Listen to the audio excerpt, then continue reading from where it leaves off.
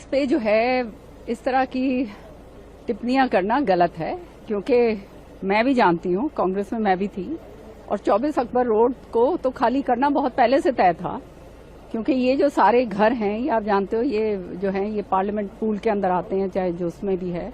और 24 ये जो है कांग्रेस का तो भवन बन चुका है, इंदिरा भवन बन के तैयार हो चुका है।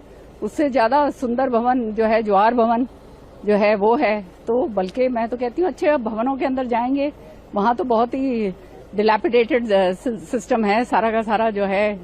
अब नए जगह जाओ और वहां से अच्छी तरह से अपना काम शुरू करो, वो ज्यादा अच्छी बात है। ये मैं गलत मानती हूँ, क्योंकि देखिए बहुत जरूरी है नेता प्रतिपक्ष होने के नाते, एक उनकी जिम्मेदारी बनती है। और खास तौर से आज के दिन जब विश्व के अंदर इतनी बड़ी जंग छिड़ी हुई है, जो और आर्थिक और मंदी जो है, इन्फ्लेशन इतना जबरदस्त दूसरे देशों के अंदर आया हुआ है, उसका इम्पैक्ट जो हमारे देश के अंदर आज नहीं आया, वो केवल इसलिए क्योंकि हमारी सरकार, मोदी जी के जो विजन है वो दूरगामी कूटनीति का, जिसके कारण जो है हमने तेल रशिया से खरीदा है, हमारी जो हैं ये ऑयल टैंकर्स जो हैं और गैस टैंकर्स हैं वो स्टेट ऑफ हार्मोज जो जिसको बम्बार्ड करा जा रहा है, फिर भी हमारे वहां से निकल रहे हैं।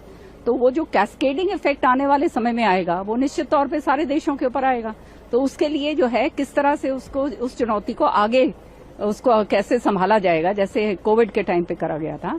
तो ये तो इसमें विपक्ष की एक बहुत बड़ी भूमिका होनी चाहिए, क्योंकि वो भी जिम्मेदारी से जो है उनको अपनी बात रखनी चाहिए। और इसमें भाग ना लेने का मतलब ये है कि उनको परवाह नहीं है। जब देश का सवाल आता है तब इस तरह की राजनीति मैं समझती हूँ ठीक नहीं है, देश हित के लिए सही नहीं है।